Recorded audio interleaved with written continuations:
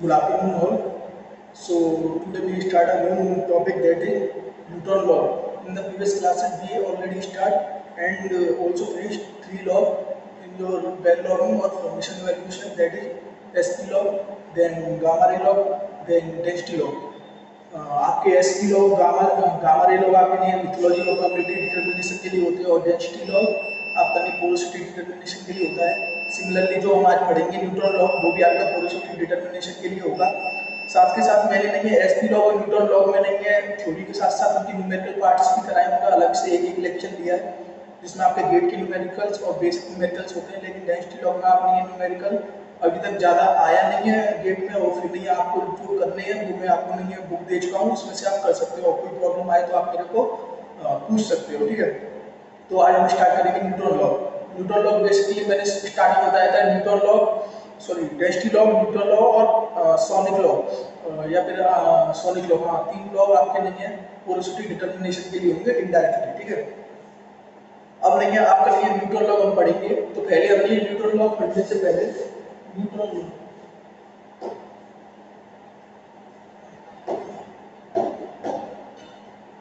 Law पढ़ने से पहले हम न्यूट्रॉन के बारे में जानते हैं। तो देखो न्यूट्रॉन जो पार्टिकल होता है वो आपके एटम में पाया जाता है, और ये एवरी एटम में पाया जाता है एक्सेप्ट आपके हाइड्रोजन एटम।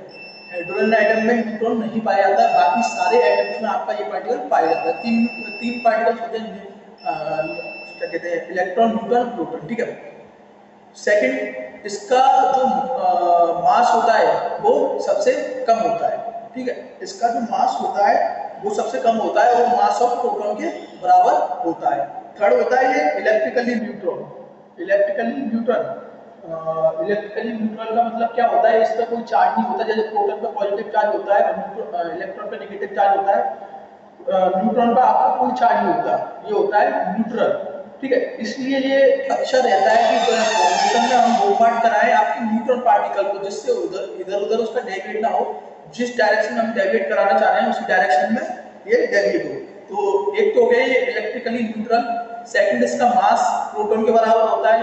थर्ड, ये नहीं है आपके नहीं है हाइड्रोजन एटम में ना पाया जाकर बाकी सारे एटम में पाया जाता है। और फोर्थ, स्मॉलेस्ट एलिमेंट, ये होता है स्मॉलेस्ट एलिमेंट, ठीक है। तो न्यूटन लॉ में हम जनरली करते क्या है, न्यूटन लॉ में हम करते हैं कि मिलियंस ऑफ न्यूट्रॉन पर सेकंड हम नहीं है जो जैसे अपना नहीं है, जैसे अपना ये नहीं लॉग है, ठीक है, इसको मैं न्यूटन लॉ कह रहा हूँ। तो इसमें जो कन्फिग्रेशन होगी इस लॉग की वो प्रोसेस पर डिपेंड करेगी। जैसे हमारे तीन तरह के नहीं न्यूटन लॉगिंग होते हैं, दैट इज जीएनटी और एसएनपी और आपका नहीं है सीएनपी। ये मतलब इनको आगे बढ़ाऊंगा मैं। तो मैं अगर जनरल कन्फिग्रेशन लूं तो इसमें एक एमिटर होगा और दो डिटेक्टर होंगे, ठीक है। तो ये एमिटर होगा केमिकल सोर्स, ठीक है, केमिकल सोर्स, और इससे केमिकल सोर्स से आपके मिलियंस ऑफ न्यूट्रॉन पर सेकंड एमिट होंगे, जिनकी एनर्जी मेगा इलेक्ट्रॉन वोल्ट में होगी और बॉम्बार्ड करेंगे इनफाइनाइटली एग्जिस्टिंग योर फॉर्मेशन, ठीक है, इनफाइनाइटली एग्जिस्टिंग फॉर्मेशन। तो न्यूट्रॉन लॉ क्या करता है, न्यूट्रॉन लॉ में एक एमिटर होता है दैट इज केमिकल सोर्स, इससे मिलियंस ऑफ न्यूट्रॉन पर सेकंड निकलते हैं, जिनकी एनर्जी मेगा इलेक्ट्रॉन वोल्ट्स की रेंज में होती है, और ये आपके इनफाइनाइटली एग्जिस्टिंग फॉर्मेशन को बॉम्बार्ड करते हैं, ठीक है। तो इसकी जनरली कोई फिक्स वैल्यू नहीं होती, आप फॉर्मेशन के हिसाब से नहीं है जो मिलियंस ऑफ न्यूट्रॉन पर सेकंड निकालते हो तो फॉर्मेशन के हिसाब से निकालोगे। लेकिन एक इसका डाटा दे रखा है 4 × 10 की पावर सेकंड 4 × 10 की पावर 7 न्यूट्रॉन पर सेकंड, ठीक है। जो मिलियंस ऑफ न्यूट्रॉन पर सेकंड निकलते हैं उसका एक डाटा ये दे रखा है, ठीक है।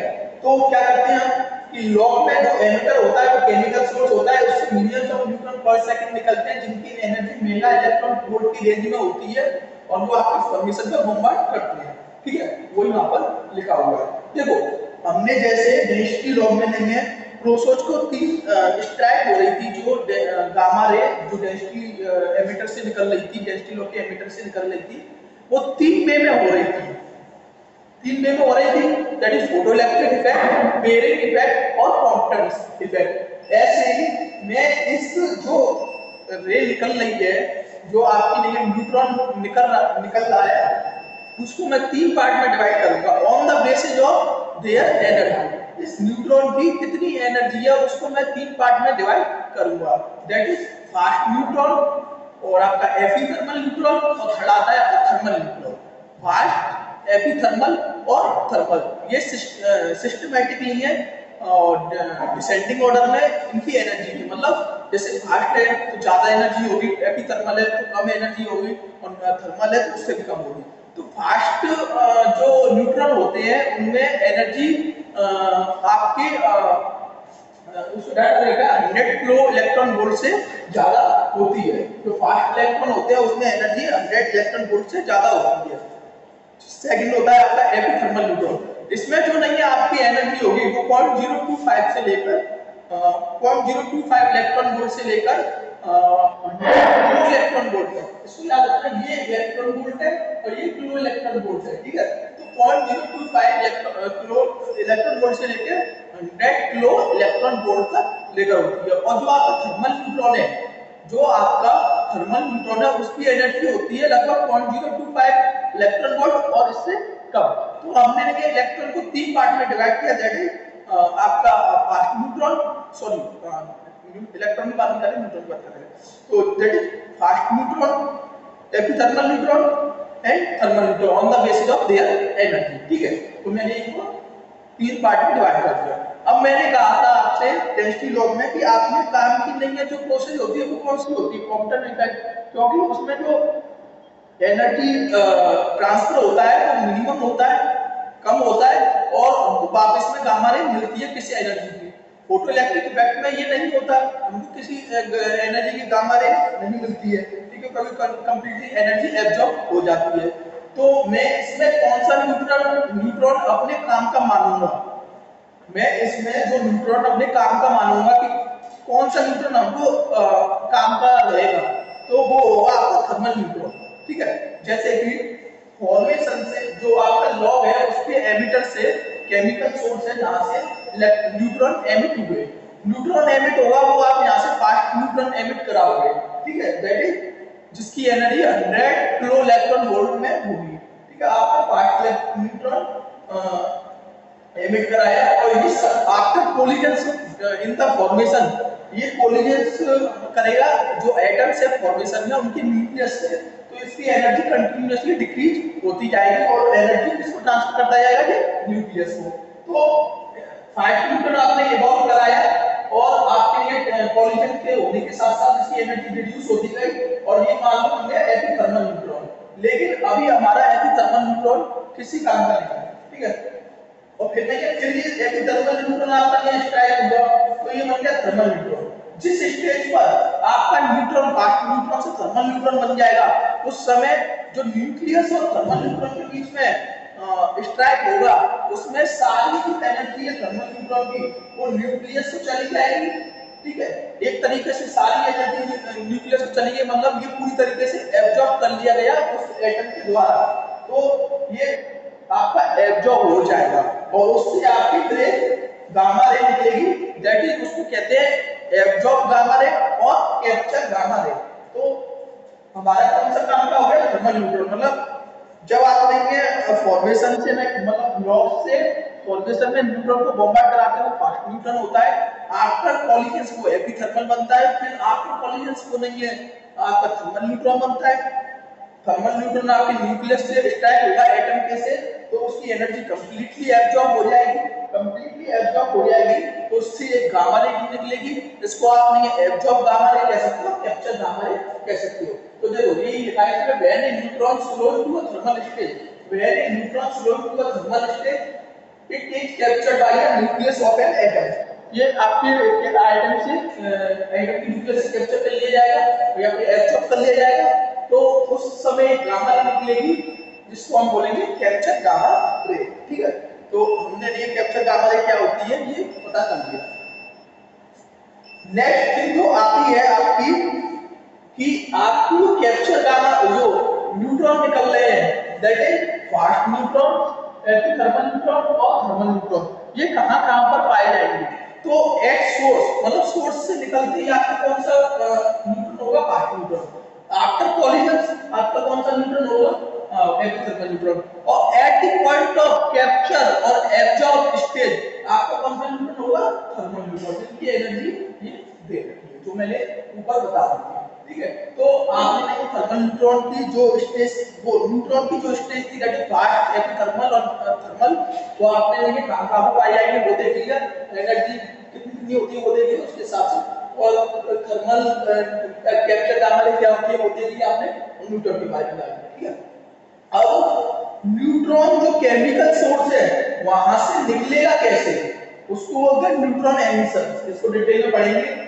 फिर जो न्यूट्रॉन निकल गया तो वो आपके फॉर्मेशन पे स्ट्राइक कैसे होगा, उसको बोलते हैं न्यूट्रॉन स्कैटरिंग। ठीक है, फिर जो आपका न्यूट्रॉन स्कैटर हो गया तो वो एब्जॉर्ब कैसे होगा, उसको बोलते हैं न्यूट्रॉन एब्जॉर्प्शन। इन तीनों को हम डिटेल में देखते हैं। देखना कि न्यूट्रॉन एमिशन में क्या पढ़ेंगे हम। ठीक है, न्यूट्रॉन एमिशन में क्या क्या होता है कि जो आपका नहीं है सोर्स एमिटर होता है वो एक केमिकल सोर्स होता है। ठीक है, और वो किससे बना हुआ होता है, आपके एक रेडियम सोर्स से, रेडियम में आप नहीं है अमरीशियम ले सकते हो, प्लूटोनियम ले सकते हो, और आपका नहीं है सॉरी आपका जो ये आपका टूल होता है, जो आपका टूल होता है न्यूट्रॉन लॉक का, इसमें एक एमिटर होता है जिसको केमिकल सोर्स बोलते हैं, और ये केमिकल सोर्स किससे बना होता है, आपके अल्फा पार्टिकल से और क्या कहते हैं बेरिलियम से, अल्फा पार्टिकल प्लस बेरिलियम।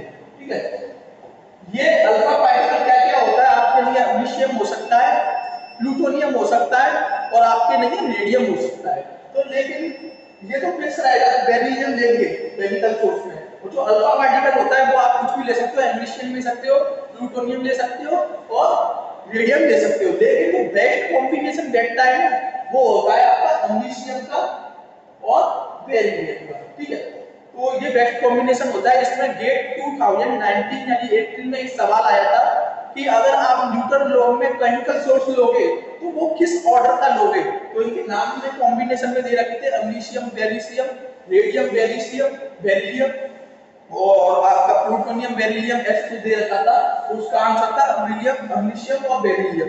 ठीक है, तो आपके लिए केमिकल सोर्स में जो एमिटर होता है उसमें क्या होता है, एक बेरिलियम और एक अल्फा पार्टिकल, अल्फा पार्टिकल में 3 दैट इज अमरीशियम, प्लूटोनियम और रेडियम। ठीक है, तो बेस्ट कॉम्बिनेशन ये होता है। ठीक है, जब ये दोनों होंगे तो इनमें एक रिएक्शन होगी that is beryllium plus He, यहाँ पर He अल्फा पार्टिकल को रिएक्ट कर रहा है। ठीक है, ये आपके देंगे एक को देंगे carbon plus neutron plus gamma देंगे। ठीक है, तो इसका नहीं है जो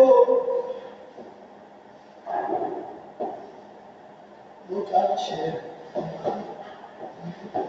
ठीक है, तो केमिकल सोर्स था, इसमें मान लो बेरिलियम और अल्फा पार्टिकल था, तो बेरिलियम और अल्फा पार्टिकल मिलके आपकी एक फास्ट न्यूट्रॉन देंगे, साथ के साथ गामा रे देंगे, और साथ के साथ कार्बन एटम देंगे जिसका एटॉमिक नंबर 6 होगा और मास नंबर 12 है। ठीक है, तो वो लिखाएगा neutron tool emits high energy neutron that is fast neutron. ठीक है, और वो कैसे डिपेंड करता है कि ये जो न्यूट्रॉन सोर्स होता है that is chemical source mixture of 2 elements होता है, दैट इज अल्फा रेडिएशन और बेरिलियम। अल्फा रेडिएशन में आपके लिए तीन आ सकते हैं, रेडियम, प्लूटोनियम और बेरिलियम। ठीक है, अमरीशियम। तो इनमें रिएक्शन होगी, तो रिएक्शन में हमें क्या मिलेगा कि एक तो लेंगे फास्ट न्यूट्रॉन मिलेगा, गामा रे मिलेगी, तो आपको क्वेरी मिलेगा, वो मैंने बताया। तो सिंपल वे में न्यूट्रॉन का एमिशन कैसे होता है, जो एमिटर होता है वो केमिकल सोर्स होता है, उसमें 2 एलिमेंट्स होते हैं दैट इज बेरिलियम और आपका अल्फा पार्टिकल। अल्फा पार्टिकल में 3 चीजें होती हैं, बेस्ट कॉम्बिनेशन अमरीशियम और बेरिलियम का होता है। जब मैंने बेरिलियम और मैंने अल्फा पार्टिकल को रिएक्ट कराया दैट इज 4 बेरिलियम की पावर मास 9 और 2 4 अल्फा पार्टिकल, तो ये आपको कार्बन देगा 6 कार्बन 6 और एक फास्ट न्यूट्रॉन देगा और एक गामा रे देगा। ये आपको फास्ट न्यूट्रॉन मिल गया। तो एमिटर से आपने नहीं है न्यूट्रॉन कैसे एमिट कराया वो आपको मिल गया, फास्ट न्यूट्रॉन यहां से मिल गया। अब ये न्यूट्रॉन स्कैटर कैसे करेगा, जैसे ही न्यूट्रॉन ये वाला फास्ट न्यूट्रॉन आपका नहीं है फॉर्मेशन में जाएगा तो ये वहां पर जो एटम्स प्रेजेंट होंगे उनके न्यूक्लियाई से टकराएगा। तो जब न्यूक्लियस से टकराएगा तो इसकी एनर्जी कंटिन्यूअसली डाउन होती चली जाएगी। हाँ, ऐसा नहीं है कि नहीं है हर एक न्यूक्लियाई से इसकी एनर्जी सेम डाउन होगी, मतलब जो एनर्जी ट्रांसफर होगा वो हर एटम के न्यूक्लियाई से सेम होगा। किसी एटम के न्यूक्लियाई से ज्यादा होगा, किसी एटम के न्यूक्लियाई से कम होगा। तो हम करते हैं ज्यादा की बात कि सबसे ज्यादा किसमें होगा। सबसे ज्यादा एनर्जी ट्रांसफर कब होगा, जब इसका नहीं है जो मास है इसका न्यूट्रॉन का वो मैच कर जाए उस एटम के न्यूक्लियाई से। मैंने क्या कहा कि ये फॉर्मेशन में स्ट्राइक करेगा न्यूक्लियस से, इसकी एनर्जी कम होगी due to energy transfer between nucleus and neutron. तो सबसे ज्यादा एनर्जी कब ट्रांसफर होगी, दैट इज इसका मास न्यूट्रॉन का और जो एटम टकरा रहे हैं जिससे उसके न्यूक्लियस का मास इन दोनों का बराबर हो, तो तब ज्यादा एनर्जी ट्रांसफर होगी। ठीक है, मैं सिर्फ एनर्जी ट्रांसफर की बात कर रहा हूं, मैं न्यूट्रॉन एब्जॉर्प्शन की बात नहीं कर रहा। इसको मैं समझाऊंगा। लाल मैं बोल रहा हूं वो देखिए कि सबसे ज्यादा एनर्जी ट्रांसफर कब होगी। सबसे ज्यादा एनर्जी ट्रांसफर जब इसका फास्ट न्यूट्रॉन का मास और जो आइटम से टकराएंगे उसके न्यूट्रॉन का मास दोनों का बराबर होगा, तो सबसे ज्यादा एनर्जी ट्रांसफर होगी। मतलब एनर्जी ट्रांसफर होगी, मतलब एनर्जी न्यूट्रॉन की गिरेगी। और सबसे कम कब होगी, जब नहीं है जो एटम है उसकी न्यूक्लियस का मास ज्यादा होगा in comparison to mass of the fast neutron. ठीक है, तो मास ट्रांसफर कैसे होगा ये मैंने बता दिया आपको न्यूट्रॉन स्कैटरिंग के दौरान। फिर जब ये नहीं है न्यूट्रॉन नहीं है फॉर्मेशन में जाता जाएगा तो इसकी एनर्जी कंटिन्यूअसली लूज होती जाएगी और ये 3 स्टेज में आएगा, दैट इज थर्मल न्यूट्रॉन। पहले आएगा फास्ट में था, फिर थर्मल में आएगा, फिर थर्मल में आएगा, थर्मल न्यूट्रॉन में आएगा। मतलब फॉर्मेशन में क्या जाते हैं इसकी नहीं है कोलिजन हो रहा है, कोलिजन के साथ इसकी एनर्जी लूज हो रही है और ये 3 फॉर्म्स में चलता रहेगा, दैट इज फास्ट, एपिथर्मल और थर्मल। ठीक है, तो न्यूट्रॉन की स्कैटरिंग मैंने बता दी कि अगर नहीं है वो फॉर्मेशन में स्कैटर होगा तो उसकी एनर्जी कम होती होगी, एनर्जी कम होती रहेगी। तो ये किस एटम की सबसे ज्यादा एनर्जी रिड्यूस करेगा, वो होता है आपका जब mass of neutron fast neutron mass of आपके एटम के न्यूक्लियस के बराबर हो जाएगा। सबसे ज्यादा कम करेगा जब मास ऑफ न्यूट्रॉन आपके न्यूक्लियस है जिससे टकरा रहा है उससे बहुत ही ज्यादा कम हो जाएगा, फिर हम लोग कह सकते हैं कि न्यूक्लियस का मास बहुत ही ज्यादा हो जाएगा। ठीक है, वही सब चीज लिखी है इधर। ठीक है, यहाँ पे इसको कर दो। फिर नहीं है ये तो हो गई एनर्जी कम। एनर्जी कम होते होते ये पहुंच गया थर्मल न्यूट्रॉन। ठीक है, तो ये आप एब्जॉर्ब कैसे होगा, ये इसका एब्जॉर्प्शन भी एटम से एटम पे डिफरेंट होता है। इसका एब्जॉर्प्शन तब होगा जब जो एटम है उसका cross section area of absorption ज्यादा हो। ठीक है, मतलब ये थर्मल न्यूट्रॉन एब्जॉर्ब होगा फॉर्मेशन के एटम की न्यूक्लियस के द्वारा, वो भी नहीं है एटम टू एटम डिफरेंट होता है और ये डिपेंड होता है absorption area, absorption cross section area of the atom. ठीक है, और मेनली हम देखते हैं कि जो हाइड्रोजन और क्लोरीन होता है वो इसका सबसे ज्यादा एब्जॉर्प्शन करते हैं। और उधर की जो हमने इस पॉइंट पर देखा था इसमें mass of nucleus equal to mass of fast neutron, तो उसमें भी हाइड्रोजन का मास और न्यूट्रॉन का मास आपका अप्रोक्सीमेटली बहुत ही ज्यादा सेम होता है। तो सबसे ज्यादा एनर्जी ट्रांसफर किसके एटम के न्यूक्लियस से होगी, हाइड्रोजन एटम के न्यूक्लियस से। तो यहाँ पर अपना आ गया हाइड्रोजन, यूं नहीं है कि क्लोरीन के एटम से नहीं होगी, क्लोरीन के एटम से एनर्जी ट्रांसफर होगी लेकिन कम होगी, सबसे ज्यादा इससे होगी। तो हमने ले लिया कि हाइड्रोजन और क्लोरीन अपने काम के हैं। साथ ही साथ यहाँ पर जो एब्जॉर्प्शन हो रहा है वो भी एटम से एटम पे डिपेंड करता है फॉर्मेशन के ऊपर। लेकिन हम देखते हैं कि जब ये cross section area of the absorption जिस एटम का ज्यादा होता है उसमें थर्मल न्यूट्रॉन का एब्जॉर्ब करके gamma ray that is capture gamma ray निकलती है। तो हम देखते हैं क्लोरीन इसके लिए सबसे बेस्ट होता है, दैट इज क्लोरीन का जो एब्जॉर्प्शन एरिया होता है वो सबसे ज्यादा होता है। तो मैं यूं नहीं कह सकता कि हाइड्रोजन से एब्जॉर्ब नहीं हो सकता, कम होगा लेकिन होगा जरूर। तो यहाँ पर अपना कौन सा काम का गया, हाइड्रोजन क्लोरीन। वहां पर कौन सा काम का था, स्कैटरिंग के लिए हाइड्रोजन क्लोरीन। और ये अपने सफिशिएंट अमाउंट में नहीं है फॉर्मेशन में प्रेजेंट भी होते हैं। तो अब हम आगे देखेंगे कि थर्मल एमिशन हो गया, वो थर्मल न्यूट्रॉन का एमिशन, वो न्यूट्रॉन का एमिशन हो गया, न्यूट्रॉन की स्कैटरिंग हो गई, न्यूट्रॉन का एब्जॉर्प्शन हो गया। और हमने देखा कि नहीं ये हाइड्रोजन और क्लोरीन अपने काम के एटम्स हैं, ठीक है। तो काम के एटम्स हैं क्योंकि हाइड्रोजन से सबसे ज्यादा एनर्जी लॉस होती है न्यूट्रॉन की, दैट थर्मल स्टेज तक पहुंचा देता है, और क्लोरीन से आप ये एब्जॉर्ब कर सकते हो सबसे ज्यादा, तो उससे कैप्चर गामा रे निकलेंगे। और ये आपके फॉर्मेशन में सफिशिएंट अमाउंट में एनर्जी रहते हैं। तो वही यहाँ पर लिखा हुआ है कि thermal neutron can be absorb by the nuclei of the formation atom, किसी भी न्यूक्लियाई से एब्जॉर्ब हो सकते हैं फॉर्मेशन एटम में। जो एफिशिएंसी होती है थर्मल न्यूट्रॉन को एब्जॉर्ब करने की, वो एलिमेंट टू एलिमेंट देते, एटम टू एटम डिफरेंट होती है, ठीक है। और जो ओनली एलिमेंट्स हैं जो जिनकी एब्जॉर्प्शन कैपेसिटी सबसे ज्यादा होती है और एग्जिस्टिंग रीजनेबल अमाउंट, वो होते हैं आपके हाइड्रोजन और क्लोरीन, जिसमें मेनली क्लोरीन होता है एब्जॉर्प्शन में और एनर्जी लॉस में हाइड्रोजन होता है। तो हाइड्रोजन क्लोरीन आपके इसलिए बेनिफिशियल है इन न्यूट्रॉन लॉ में, ठीक है। तो मैंने एमिशन बता दिया, स्कैटरिंग बता दी और आपका एब्जॉर्प्शन बता दिया, ठीक है। इसमें एक चीज और देखो कि जो एक डेफिनेशन लिखी हुई है cross section area. Cross section area of atom क्या होता है कि आप नहीं है कोई भी न्यूट्रॉन को कितना एब्जॉर्ब कर सकते हो, उसकी एनर्जी को कितना रिड्यूस कर सकते हो, वो आप पे डिपेंड होती है क्रॉस सेक्शन एरिया पे। कोई लिखा हुआ है the ability of the nucleus of an atom to slow down और capture a neutron is governed by the property known as cross section. मतलब आप किसी एटम को कितना एब्जॉर्ब कर सकते हो, कितना उसकी एनर्जी को रिड्यूस कर सकते हो, ये आपकी प्रॉपर्टी किससे जानी जाती है, क्रॉस सेक्शन से। और हमने अभी अभी देखा कि हाइड्रोजन के क्रॉस हाइड्रोजन के न्यूक्लियस से आपकी एनर्जी सबसे ज्यादा कम होती है और क्लोरीन के एटम से आपकी सबसे ज्यादा एब्जॉर्प्शन होता है। तो क्रॉस सेक्शन जो हम काम का लेंगे वो किसका लेंगे, हाइड्रोजन और क्लोरीन का। वो लिखा हुआ है two elements hydrogen and chlorine dominate the area of all neutron to, मतलब हाइड्रोजन और क्लोरीन का क्रॉस सेक्शन एरिया हमारे काम का है। तो क्रॉस सेक्शन एरिया पता पड़ गया कि एबिलिटी आप न्यूट्रॉन को एब्जॉर्ब और उसकी एनर्जी कम कर सकते हो, उसको क्रॉस सेक्शन एरिया से रिप्रेजेंट किया गया है। और सबसे ज्यादा किसका होगा, हाइड्रोजन। तो क्रॉस सेक्शन एरिया कितने टाइप के हो गए, cross section area of an atom दो टाइप के हो गए, that is slow down area of cross section,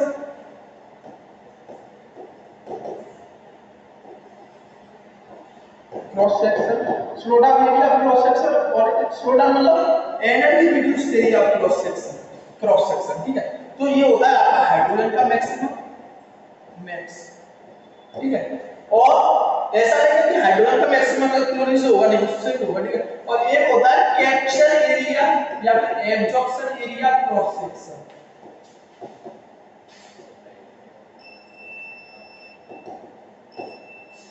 area of cross section ये होता है आपका क्लोरीन का सबसे ज्यादा।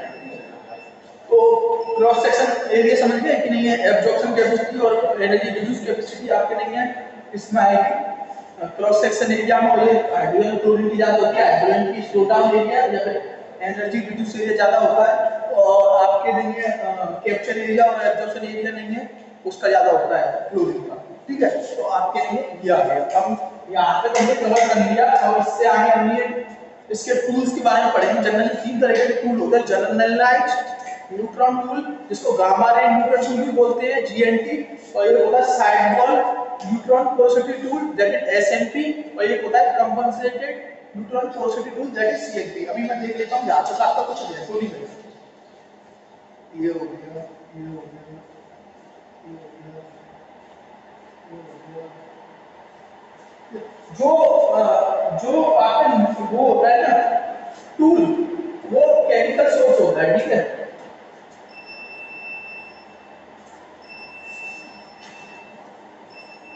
ठीक है, आपका यहाँ तक कवर हो गया, ठीक है। अब हम पढ़ेंगे टाइप्स ऑफ न्यूट्रॉन टूल। तो तीन तरह के टूल होते हैं, जनरलाइज्ड न्यूट्रॉन टूल, साथ के साथ आपका side wall neutron porosity tool, और थर्ड आता है आपका compensated neutron porosity tool that is CNP, ठीक है। तो ये उस तरीके से है कि पहले हमने डिस्कवरी डिस्कवरी करी तो हमको ये मिला GNT। उसमें कुछ प्रॉब्लम आई तो हमने नहीं SNP को नहीं इंट्रोड्यूस किया, फिर उसमें भी कुछ प्रॉब्लम्स आई तो हमने नहीं CNP को इंट्रोड्यूस किया। और इन तीनों टूल की खासियत ये है कि अगर गेट में सवाल पूछा जाएगा तो सीधा पूछा जाएगा कि इन टूल की खासियत ये है कि ये सेम चीज को डिटेक्ट ना करके डिफरेंट चीज को डिटेक्ट करते हैं। जो जनरलाइज्ड न्यूट्रॉन टूल है वो आपकी कैप्चर गामा रे को डिटेक्ट करता है, जो side wall neutron porosity tool है वो आपके नहीं है एपिथर्मल न्यूट्रॉन्स को नहीं डिटेक्ट करता है, और जो आपका CNP टूल है तो वो आपके नहीं है थर्मल न्यूट्रॉन को डिटेक्ट करता है। तो इनमें डिफरेंस क्या है कि ये तीनों नहीं है एक तो अपने नहीं है यूज के हिसाब से नहीं है क्लासिफाई होते हैं कि इसका कितना अच्छा यूज है, वो SNP का कितना अच्छा यूज है, फिर CNP का कितना अच्छा यूज है, ठीक है। तो साथ ही साथ ये क्या कैप्चर करते हैं, क्या डिटेक्ट करते हैं उसके हिसाब से। तो आपका जनरल न्यूट्रॉन टूल क्या, GNT न्यूट्रॉन टूल क्या आपका नहीं है कैप्चर करता है, that is capture gamma ray, ठीक है। तो इसके बाद में जानते हैं कि ये पर्टिकुलर न्यूट्रॉन टूल था जो हमने डिस्कवर किया होगा, इसको गामा रे टूल भी बोलते हैं। साथ ही साथ इसमें एक डिटेक्टर और एक एमिटर होता है, सिंपली टूल है तो इसमें एक डिटेक्टर होगा और एक एमिटर होगा, ठीक है। दो एमिटर नहीं है, एक डिटेक्टर होगा। उसका क्या लॉस होगा एक डिटेक्टर का मैं बताऊंगा। तो ये एक इनिशियली डिस्कवर्ड टूल है, इसको गामा रे टूल कहते हैं। इसमें जो होता है वो एक डिटेक्टर होता है, एक एमिटर होता है, एक डिटेक्टर होता है। साथ ही साथ जब आपके एक डिटेक्टर होगा, ठीक है, तो जो आपकी नहीं कुछ प्रॉब्लम्स आ रही होंगी आप पास से, हम दो डिटेक्टर जनरली क्यों लेते थे, हमने देखा था केमिस्ट्री लॉग में दो डिटेक्टर क्यों लेते हैं कि किसी पर जो एनवायरमेंट फैक्टर्स होते हैं जैसे drilling mud, hole size, irregular hole size, उनकी वजह से कोई भी नहीं है डिफरेंस आता है तो हमने कि इन दोनों की एवरेज वैल्यू लेके उस डिफरेंस को निकाल देते हैं। लेकिन क्योंकि यहाँ पर एक ही डिटेक्टर है तो ये आपके एनवायरमेंट फैक्टर से जो इफेक्ट हो रहा है कैप्चर का हमारे उसको नहीं निकाल पाएगा। तो कहने का मतलब ये है कि इसमें देखिए एक एमिटर होता है और एक डिटेक्टर होता है, ठीक है। और इसमें जो ये क्वालिटेटिव पोरोसिटी देता है, क्वांटिटेटिव पोरोसिटी नहीं देता। मतलब ये बता देगा कि आप पोरोसिटी इतनी ज्यादा हो सकती है, इतनी कम हो सकती है, लेकिन ये नहीं बताएगा कि कितनी पोरोसिटी है। That is qualitative representation of porosity, not is quantitative representation of porosity. साथ ही साथ इसमें क्या प्रॉब्लम होती है वो हम देख लेते हैं। इसमें प्रॉब्लम क्या है, एक तो होल साइज की प्रॉब्लम, ठीक है। सेकंड है आपकी salinity of formation, salinity of formation और सैलिनिटी ऑफ ड्रिलिंग मड, ठीक है। ये इसमें दो प्रॉब्लम आएंगी। मतलब GNT टूल आपका फर्स्ट टूल है, इसमें gamma ray neutron porosity tool भी कहते हैं इसमें एक एमिटर और एक डिटेक्टर होता है, ठीक है। इससे नहीं हम क्वालिटेटिव पोरोसिटी नापते हैं, क्वांटिटेटिव नहीं नापते हैं, ठीक है। फिफ्थ इसमें क्योंकि एक प्रॉब्लम, क्योंकि हमारे पास दो एमिटर नहीं, दो डिटेक्टर नहीं है तो हम इससे एनवायरमेंटल फैक्टर्स जो हम रिमूव करते हैं दोनों का एवरेज लेके वो नहीं कर सकते। फिर सिक्स इसमें नहीं है जो प्रॉब्लम्स आती हैं जिसकी वजह से हमने इसको नहीं है यूज करना बंद कर दिया था, दैट इज होल साइज की प्रॉब्लम, सैलिनिटी ऑफ फॉर्मेशन और सैलिनिटी ऑफ ड्रिलिंग मड की प्रॉब्लम। और इसका एग्जांपल ले लूं मैं कि क्या एनवायरमेंटल फैक्टर्स को रिड्यूस कर सकते, that is effect due to mud तो मड के यहाँ पर फॉर्मेशन की वॉल का पेरेंट होगा आउटर बाउंड्री पे और इनर बाउंड्री ऑफ बैकबोन का पेरेंट होगा, उसको हम रिड्यूस नहीं करते, इसके कारण भी इसका इफेक्ट आएगा। अगर इसमें दो एमिटर हो, दो डिटेक्टर होते हैं तो इसको हम रिड्यूस कर सकते हैं, जैसे कि हमने किया था डेस्टी लॉग, ठीक है। तो ये आपका हो गया GNT टूल, इसमें ज्यादा कुछ पढ़ने का है नहीं क्योंकि इसको हम यूज ही नहीं करते, ठीक है। तो इसमें होल साइज प्रॉब्लम और सैलिनिटी ऑफ फॉर्मेशन और सैलिनिटी ऑफ ड्रिलिंग मड कैसे आएगी, ठीक है। तो पहले देखेंगे हम सैलिनिटी ऑफ फॉर्मेशन से, ठीक है। अब देखो पहले हम देखते हैं एक चीज, इससे न्यूट्रॉन निकले, ठीक है। अब न्यूट्रॉन निकले और हमारे पास कैप्चर गामा रे आई, तो हमारे पास कैप्चर न्यूट्रॉन से क्वांटम न्यूट्रॉन से कैप्चर गामा रे कब ज्यादा आएगी, जब फॉर्मेशन में हाइड्रोजन प्रेजेंट होगा, क्लोरीन प्रेजेंट होगी, क्योंकि हाइड्रोजन आपकी न्यूट्रॉन की नहीं है, थर्मल न्यूट्रॉन में ले जाएगा पार्टिकल न्यूट्रॉन को, और क्लोरीन आपकी कैप्चर गामा रे में कन्वर्ट करेगा। ठीक है, तो ये न्यूट्रॉन किस तरीके से हो गया। ठीक है, तो वन से तो हमारे न्यूट्रॉन से उनको कैप्चर गामा रे कब ज्यादा मिलेगी, जब आपका हाइड्रोजन प्रेजेंट होगा फॉर्मेशन में और क्लोरीन प्रेजेंट होगा, तभी तो हाइड्रोजन से पार्टिकल न्यूट्रॉन थर्मल न्यूट्रॉन में जाएगा, फिर क्लोरीन से आपका कैप्चर गामा रे मिलेगी। एक और बात याद रखना कि जो क्लोरीन है ना, उसके अलावा एक आपका होता है बोरॉन, एक होता है कैडमियम, इसका भी कैप्चर एरिया ज्यादा होता है और इससे भी इनमें आपका एब्जॉर्प्शन होता है। तो क्लोरीन के साथ साथ अगर ये भी फॉर्मेशन में प्रेजेंट है तो इससे भी आपकी कन्वर्ट हो जाएगी कैप्चर गामा रे में थर्मल न्यूट्रॉन। ठीक है, और हाइड्रोजन को जो हम मेजर करते हैं वो करते हैं हाइड्रोजन इंडेक्स के फॉर्म में। कि हाइड्रोजन इंडेक्स क्या होता है, amount of hydrogen per unit volume of the formation is known as hydrogen index. जितना ज्यादा हाइड्रोजन का amount per unit volume of the formation present होगा उसको हम बोलेंगे हाइड्रोजन इंडेक्स। ठीक है, तो मैं कह सकता हूं कि जब हाइड्रोजन इंडेक्स फॉर्मेशन का ज्यादा होगा तो, और क्लोरीन या फिर ब्रोमीन या फिर केडियम में से तीनों में से एक प्रेजेंट होगा या फिर तीनों प्रेजेंट होंगे, तब आपकी कैप्चर गामा रे ज्यादा मिलेगी। नहीं तो ये कैप्चर गामा रे मेजर कर रहा है और सपोज करो पार्टिकल न्यूट्रॉन गया और कन्वर्ट हो गया एपिथर्मल न्यूट्रॉन में या फिर कन्वर्ट ही नहीं हुआ, तो वो आप यहाँ पे डिटेक्ट कर सकते हो? नहीं कर सकते, क्योंकि ये खाली कैप्चर गामा रे को ही डिटेक्ट करते हैं। तो आपकी कैप्चर गामा रे कब ज्यादा मिलेगी, जब नहीं आपका हाइड्रोजन इंडेक्स ज्यादा होगा और ये आपके क्लोरीन ब्रोमीन और कैडमियम ज्यादा होंगे। ठीक है, तो हाइड्रोजन इंडेक्स ज्यादा मतलब हाइड्रोजन ज्यादा होंगे, हाइड्रोजन ज्यादा मतलब फॉर्मेशन में वाटर ज्यादा होगा इसका, क्योंकि वाटर का सबसे ज्यादा हाइड्रोजन इंडेक्स होता है, दैट इज 1। तो सबसे ज्यादा हाइड्रोजन इंडेक्स किसका होता है, वाटर का। तो जब वाटर ज्यादा होगा तो हाइड्रोजन इंडेक्स ज्यादा होगा, और वाटर ज्यादा होगा तो वाटर किसमें होगा, पोर स्पेस में होगा। पोर स्पेस में अगर वाटर ज्यादा है तो मतलब पोर स्पेस ज्यादा है, पोर स्पेस ज्यादा है पोरोसिटी ज्यादा है। ठीक है, तो hydrogen index directly proportional to porosity. ठीक है, मतलब कि गामा रे कब मिलेगी, कैप्चर गामा रे मैक्सिमम कब मिलेगी, जब हाइड्रोजन इंडेक्स ज्यादा होगा। हाइड्रोजन इंडेक्स कब ज्यादा होगा, जब H2 ज्यादा होगा। H2 कब ज्यादा होगा, जब नहीं है वाटर कब ज्यादा होगा, मतलब आपका नहीं है पोर स्पेस ज्यादा होगा, पोर स्पेस ज्यादा होगा पोरोसिटी ज्यादा होगी, तब मिलेगा। ठीक है, और ये तो हो गया आपके थर्मल न्यूट्रॉन तक। अगर आपका क्लोरीन, देखो क्लोरीन दो फॉर्म में पाया जाता है, एक तो आपका नहीं है इसके फॉर्म में, जो आपका वाटर है उसकी सैलिनिटी में होता है Na+Cl-। तो Na+Cl- में अगर सॉल्ट प्रेजेंट है, सॉल्ट वाटर प्रेजेंट है, क्लोरीन प्रेजेंट होगा, तो क्लोरीन अगर इसमें प्रेजेंट होगा तो वो थर्मल न्यूट्रॉन को आपको कैप्चर गामा रे में कन्वर्ट कर देगा। या फिर ये आपको फॉर्मेशन में प्रेजेंट होता है, जो आपका मैट्रिक्स होता है ना उसमें भी क्लोरीन प्रेजेंट होता है, बोरॉन प्रेजेंट, ब्रोमीन प्रेजेंट होता है, कैडमियम प्रेजेंट होता है। इसको देखना एक बार बोरॉन होता है कि ब्रोमीन होता है, या बुक में देखना, मैं भी देखूंगा, मैं मिलता है, मैं आपको डायरेक्ट बताऊंगा। ठीक है, तो क्लोरीन ब्रोमीन और कैडमियम आपकी फॉर्मेशन में जो मैट्रिक्स होती है उसमें प्रेजेंट होता है, और क्लोरीन खाली आपके सॉल्ट वाटर में भी प्रेजेंट होता है। ठीक है, तो हम इसकी बात ना करके हम इसकी बात करेंगे। ठीक है, तो क्लोरीन ब्रोमीन कैडमियम से जो आपके हाइड्रोजन इंडेक्स के द्वारा थर्मल न्यूट्रॉन बने हैं वो कन्वर्ट कर देंगे आपको आपके इसको इसमें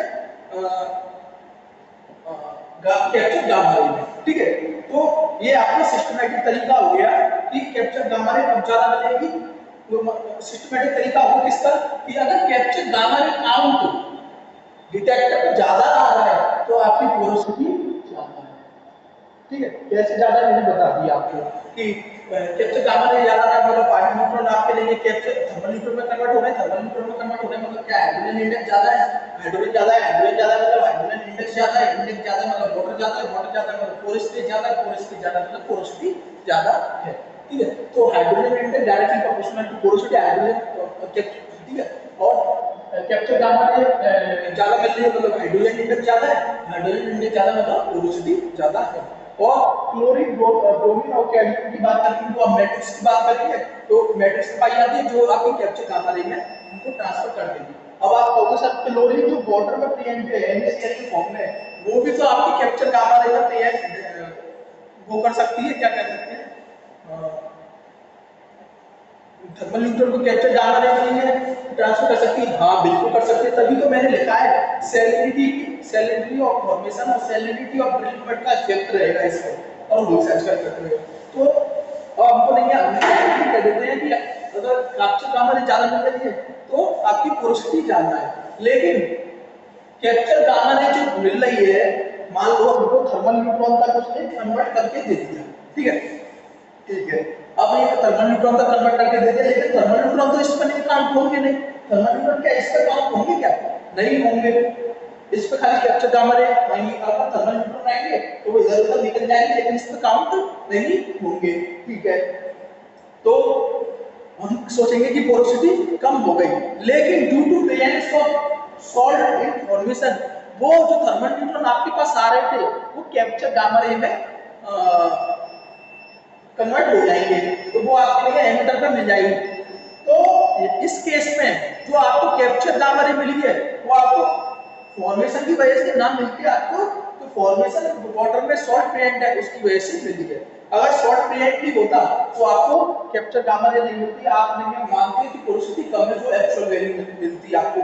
ड्यू टू सॉल्ट की प्रेजेंस से आपको जब पोरोसिटी मिलेगी वो ज्यादा मिलेगी। तो सॉल्ट ने कैसे इफेक्ट किया आपके कैप्चर गामा रे को और पोरोसिटी को आपने देख लिया। साथ ही साथ जब गामा रे वो neutron loss to thermal neutron इधर की साइड आएंगे एमिटर की साइड, तो इधर नहीं जो आपका ड्रिलिंग मड भरा होगा उसमें आपके लिए NaCl होगा और सॉल्ट होगा, तो उसके कारण भी थर्मल न्यूट्रॉन आ रहे थे, लेकिन वो नहीं कैप्चर वो सॉल्ट आपका नहीं कैप्चर गामा रे में कन्वर्ट कर देगा और आपको लगेगा कि पोरोसिटी ज्यादा है, ठीक है। तो salinity of formation salinity of drilling mud कैसे अफेक्ट करेंगे ये आपको देख लिया। थर्ड है आपका वो, सेकंड है आपका होल साइज से कैसे ये अफेक्ट हो रहा है वो देखते हैं। होल साइज से कैसे हो रहा है कि जैसे ये आपका होल साइज है और ये आपका टूल है, तो जब होल साइज बड़ा होगा मतलब होल साइज यहाँ पर ज्यादा है और यहाँ पर कम है, तो मान लो एक एमिटर यहाँ पर डिटेक्टर यहाँ पर एक डिटेक्टर यहाँ पर, तो यहाँ से थर्मल न्यूट्रॉन आ रहे हैं दोनों साइड से, तो ये जो थर्मल न्यूट्रॉन को कन्वर्ट करेगा गामा रे में कम करेगा क्योंकि क्लोरीन कम है, और ये जो अफेक्ट करेगा थर्मल न्यूट्रॉन को वो ज्यादा करेगा क्योंकि क्लोरीन ज्यादा है, तो यहाँ पे कैप्चर गामा रे ज्यादा काम होगा यहाँ पे कम होगी। तो होल साइज इस तरीके से आपके जो कैप्चर गामा रे की यूनिट आती है दैट इज सिस्टम पोरोसिटी निकालते हैं उसको अफेक्ट करता है, और सैलिनिटी ऑफ फॉर्मेशन वाटर और सैलिनिटी ऑफ ड्रिलिंग मड मैंने बताई थी, ठीक है। और जब ये प्योर वाटर होता है तो फॉर्मेशन की मैट्रिक्स की क्लोरीन ब्रोमीन और कैडमियम से अपने कैप्चर गामा रे में कन्वर्ट करती है। मान लो थर्मल न्यूट्रॉन नहीं आ रहा है और इसकी नहीं सैलिनिटी है तो उससे गामा रे हो जाएंगे, और इसकी सैलिनिटी तो उससे गामा रे हो जाएंगे, फॉर्मेशन वाटर की है, तो हम सोचेंगे ये तो नहीं है पोरोसिटी ऑफ फॉर्मेशन से हो रही है ना कि सैलिनिटी और वाटर से, ये हमारे एक यूनिट का जाएगा दूसरा मैंने बता दिया। तो आपका जनरल न्यूटन टूल जब कैप्चर गामा रे ज्यादा आती है पोरोसिटी ज्यादा आती है, ये मैंने बता दिया कैसे होता है और इनका इफेक्ट क्या होता है आपके लिए सैलिनिटी ऑफ वाटर और salinity of overall fluid that drilling mud और होल साइज के द्वारा, ठीक है, ये मैंने बता दिया। क्योंकि नहीं है इनकी वजह से इफेक्ट हो रहा है, तो जो नेक्स्ट टूल हम देखेंगे जो नेक्स्ट टूल हमने डिजाइन किया है वो होगा कि इन प्रॉब्लम्स को रिड्यूस करने के लिए, ठीक है। एक चीज और देखना, जैसे आपका प्योर वाटर है H+OH-, ठीक है, मैं इसमें NaCl डालता हूं तो सॉल्ट वाटर हो जाएगा। तो ये फैक्टर क्या होता है कि जब मैं प्योर वाटर में Na+Cl डालता हूं तो जो हाइड्रोजन एटम है ना वो रिप्लेस हो जाता है, मतलब हाइड्रोलाइजिंग हो जाता है आपके हाइड्रोजन एटम का और वो Na+ में कन्वर्ट हो जाता है। तो हाइड्रोजन एटम कम हो गया तो हाइड्रोजन इंडेक्स कम हो गया, हाइड्रोजन इंडेक्स कम हो गया तो मैं समझूंगा कि गामा रे जो काउंट आएगा वो कम आएगा, क्योंकि थर्मल न्यूट्रॉन में कन्वर्ट ही नहीं हो रहा है, ठीक है। थर्मल न्यूट्रॉन में कन्वर्ट ही नहीं हुआ है तो गामा रे काउंट मेरा आ रहा है कम, ठीक है। गामा रे काउंट कम आ रहा है तो देखो पोरोसिटी कम आ रही है, ठीक है, लेकिन जो Cl माइनस आयन है वो आपकी मान लो कहीं से गामा रे थर्मल न्यूट्रॉन बन गया, तो ये जो कन्वर्ट करेगा, तो यहाँ पर कन्वर्जन हो रहा था थर्मल न्यूट्रॉन से कैप्चर गामा रे में कम हो रहा था, क्योंकि क्लोरीन एटम हम फॉर्मेशन मैट्रिक्स से ले रहे थे, फॉर्मेशन फ्लूइड में तो है ही नहीं, लेकिन यहाँ पे जो क्लोरीन एटम है वो जो थर्मल न्यूट्रॉन को कैप्चर गामा रे में कन्वर्ट करेगा वो हो जाएगा ज्यादा, तो कैप्चर गामा रे इसकी कंपेयर इसकी इफेक्ट्स हो जाएगी ज्यादा, तो इसकी पोरोसिटी कम हो जाएगी। तो क्योंकि इसने हाइड्रोलाइसिस कर दिया Na+ ने H का, तो उससे तो पोरोसिटी कम आ रही है, क्योंकि कैप्चर गामा रे कमाएंगे तो जो फाइव न्यूट्रॉन है उसको थर्मल न्यूट्रॉन में वो कन्वर्ट कर ही नहीं पाएगा, ठीक है। लेकिन जो क्लोरीन एटम का एक्सीड हुआ है ज्यादा हो गए, तो वो जो थर्मल न्यूट्रॉन होगा उसको कैप्चर गामा रे में कन्वर्ट कर देगा, तो कैप्चर गामा रे आपकी हो जाएगी ज्यादा, तो एक तरीके से पोरोसिटी ज्यादा हो गई, तो इस इफेक्ट से हो रही है पोरोसिटी कम, तो इस इफेक्ट से होगी पोरोसिटी ज्यादा। आगे आप इसी टूल में देखोगे कि इन दोनों का जो कंबाइंड इफेक्ट होता है उसके कारण होती है पोरोसिटी इंक्रीज, ठीक है। वो मैंने बताया था कि NaCl होता है अभी थोड़ी देर पहले कि अगर फॉर्मेशन में सोल्ट है तो उसके कारण आपकी पोरोसिटी इंक्रीज हो जाएगी, कैप्चर गामा रे इंक्रीज हो जाएगी, तो हमको लगेगा कि ये हो तो रहा है फॉर्मेशन की वजह से, लेकिन जो हो रहा है सैलिनिटी की वजह से, तो पोरोसिटी ओवरऑल इंक्रीज हो जाएगी, ठीक है। सॉल्ट की वजह से दो इफेक्ट आ गए, एक तो हाइड्रोलाइसिस ऑफ H+ और एक सैलिनिटी बढ़ गई क्लोरीन की वजह से, तो कैप्चर गामा रे इस वजह से बढ़ेगी, इस वजह से घटेगी, क्योंकि जब थर्मल न्यूट्रॉन ही नहीं होगा तो आप कैप्चर गामा रे कैसे निकालोगे, और जब आपके पास नहीं है क्लोरीन ही होगा तो भले थर्मल न्यूट्रॉन तो आप कैप्चर गामा रे कैसे निकालोगे, ठीक है। तो ये दोनों इफेक्ट हो गए। तो जनरलाइज्ड न्यूट्रॉन में क्या प्रॉब्लम आई कि आपकी बोरॉन साइज नहीं है अफेक्ट कर रही थी, और salinity of formation water affect कर रहा था, और salinity of boron fluid drilling में अफेक्ट कर रहा था, ठीक है। तो हमने देखा कि जो आपकी नेक्स्ट टूल है उसमें होल साइज को हम रिड्यूस कर सके, और सेकंड आपके सैलिनिटी को रिड्यूस कर सके, थर्ड आपके मॉर्टिलिटी को रिड्यूस कर सके। तो हमने जो क्या कहते हैं साइड न्यूट्रॉन पोरोसिटी टूल लिया, तो उसमें क्या किया हमने कि होल साइज को सॉरी सैलिनिटी को खत्म करने के लिए हमने गामा रे का काम रखा ही नहीं। अब हम क्या काम कर रहे हैं, अब हम काम कर रहे हैं एपिथर्मल न्यूट्रॉन, ठीक है। तो सिंपली एपिथर्मल न्यूट्रॉन किस पे डिपेंड रहेगा, आपकी हाइड्रोजन इंडेक्स पे, कि जितना ज्यादा हाइड्रोजन इंडेक्स होगा उतना ही ज्यादा आपका एपिथर्मल न्यूट्रॉन होगा, ज्यादा भी होना चाहिए, क्योंकि ज्यादा हो जाएगा तो नहीं आपका थर्मल न्यूट्रॉन में कन्वर्ट हो जाएगा, तो जितना ज्यादा हाइड्रोजन इंडेक्स होगा उतना ज्यादा आपका एपिथर्मल न्यूट्रॉन होगा, उतनी ज्यादा आपकी पोरोसिटी होगी। तो एपिथर्मल न्यूट्रॉन आपको मिल रहा है तो आपका क्या मिल रहा है, पोरोसिटी ज्यादा है, ठीक है। अब आप कहोगे इसमें सैलिनिटी का इफेक्ट क्यों नहीं आया, मान लो कि ये सैलिनिटी बहुत ज्यादा है, तो वो थर्मल न्यूट्रॉन को गामा रे में कन्वर्ट करेगी, कैप्चर गामा रे में, एपिथर्मल न्यूट्रॉन को तो कन्वर्ट करेगी नहीं, तो सैलिनिटी के कारण thermal neutron capture gamma ray में कन्वर्ट हो रहा है, ना कि एपिथर्मल न्यूट्रॉन कैप्चर गामा रे में कन्वर्ट हो रहा है, तो सैलिनिटी का हमारे स्टूल पे कोई इफेक्ट नहीं पड़ेगा, तो सैलिनिटी का फैक्टर रिड्यूस हो गया, ठीक है। और सैलिनिटी का फैक्टर रिड्यूस हो गया, और ये हमारा क्या काम कर रहा है, एपिथर्मल न्यूट्रॉन रे, ठीक है। फिर इसमें सेकंडली क्या किया कि जो होल साइज है उसको रिड्यूस करने के लिए जो टूल है ना आपका, उसको लेकिन फॉर्मेशन से बिल्कुल सट कर दिया, चिपका दिया, due to help of articulated device that is caliper arm, caliper arm से इसने सेंटर ना करके टूल को लेकिन फॉर्मेशन से चिपका दिया, तो जो बीच में जो आपका इफेक्ट था ना इसका बोर और फ्लूइड का दैट इज ड्रिलिंग मड का, वो रिड्यूस हो गया, तो होल साइज की प्रॉब्लम भी रिड्यूस हो गई। थर्ड है मडके को ये रिड्यूस नहीं कर पाया, तो जो थर्ड टूल होगा उसमें देखेंगे कि मडके को कैसे रिड्यूस कराया जाएगा, ठीक है। तो इस टूल में क्या काम करते हैं, एपिथर्मल न्यूट्रॉन, एपिथर्मल न्यूट्रॉन ज्यादा है तो आपका क्या है, पोरोसिटी ज्यादा है, और इसका हाइड्रोजन, क्योंकि हाइड्रोजन इंडेक्स ज्यादा होने तो फाइव न्यूट्रॉन आपका एपिथर्मल न्यूट्रॉन में कन्वर्ट होगा, और इस पे सैलिनिटी का इफेक्ट भी पड़ता है, तो सैलिनिटी का इफेक्ट खाली थर्मल न्यूट्रॉन पे पड़ता है, ठीक है। सिंपली उसमें वही है, ठीक है, टूल। अब आता है आपका third tool that is compensated neutron porosity tool, इसको देखो।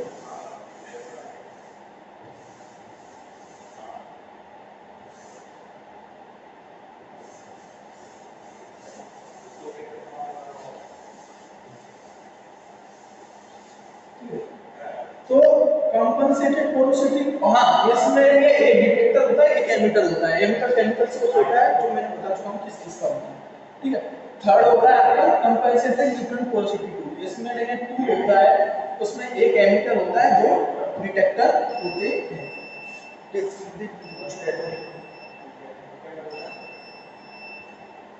ठीक है, तो एक एमिटर होता है और दो डिटेक्टर होते हैं, ठीक है। और ये आपके काम करता है थर्मल न्यूट्रॉन, ठीक है। तो और एक एमिटर दो डिटेक्टर थर्मल न्यूट्रॉन को काम करता है। इसको हम रन कराते हैं तो सेंटर में रन कराते हैं, और जब ये अपनी पोजीशन पे पहुंच जाता है तो इसको आर्टिकुलेटेड डिवाइस पे सेट करा देते हैं, जिससे आपकी एक प्रॉब्लम खत्म हो गई ओवर साइज की, ठीक है। सेकंड, ये आपके लिए केस होल और ओपन होल दोनों में यूज कर सकते हैं, ठीक है, तो उसमें कोई प्रॉब्लम आएगी नहीं। थर्ड, ये आपके फिल्ड बेल में भी यूज कर सकते हैं और खाली बेल में भी यूज कर सकते हैं, दैट इज उसमें ड्रिलिंग करना हो तो जो सैलिनिटी की प्रॉब्लम है वो भी रिड्यूस कर सकते हैं, यानी खाली उसमें बेल में भी यूज कर सकते हैं। लेकिन जब हम इसको हटा देंगे तो फॉर्मेशन की सैलिनिटी तो रहेगी, तो अभी ये सैलिनिटी की प्रॉब्लम नहीं रहती है। थर्ड आपका आता है मड केक। मड केक की प्रॉब्लम कैसे रिड्यूस करी, जैसे हमने डेंसिटी लॉ में मड केक की प्रॉब्लम कैसे यूज करी थी कि इन दोनों की रीडिंग को नॉर्मलाइज करके हमने जो एनवायरनमेंट इफेक्ट था दैट इज मड केक का, उसको हटा दिया था। तो इसमें भी हमने दो डिटेक्टर यूज करे हैं जिससे मड केक का इफेक्ट आपका बढ़ जाएगा। तो खाली आपका किसका इफेक्ट लगेगा, सैलिनिटी का, ठीक है। तो सैलिनिटी के इफेक्ट को हम कैसे काम करेंगे वो देखिए, मतलब कुछ सारे टूल में कुछ ना कुछ प्रॉब्लम मिलेगी, ठीक है। तो मैंने बता दिया आपको कि इनमें एक न्यूट्रॉन सोर्स होता है और दो डिटेक्टर होते हैं जिसमें थर्मल न्यूट्रॉन डिटेक्ट करते हैं। ये सेंट्रिक रन करते हैं और साथ में दो डिटेक्टर को फोर्स करते हैं अगेंस्ट द दो अलग बॉल, ठीक है। या तो आप वो स्प्रिंग ले लो या फिर कैलिपर आर्म ले लो, ठीक है। सेकंड ये है आपकी केसी होल में भी और ओपन होल में भी यूज करते हैं या फिर लिक्विड फील्ड होल में भी यूज करते हैं। थर्ड पॉइंट है आपका इसका जो मेन पॉइंट है कि अभी तक हम जो भी डिवाइस यूज कर रहे थे न्यूट्रॉन पोरोसिटी में वो क्वालिटेटिव और पोरोसिटी निकालने के लिए कर रहे थे, क्वालिटी और पोरोसिटी निकालने के लिए कर रहे थे, खाली क्वांटिटी नहीं क्वालिटी। लेकिन जो हम इसमें निकालेंगे वो अपन पोरोसिटी भी निकालेंगे, लिथोलॉजी भी निकालेंगे और फॉर्मेशन ग्रुप टाइप भी निकालेंगे। अब कैसे निकालेंगे ये मैं आपको निकाल के दूंगा, ठीक है।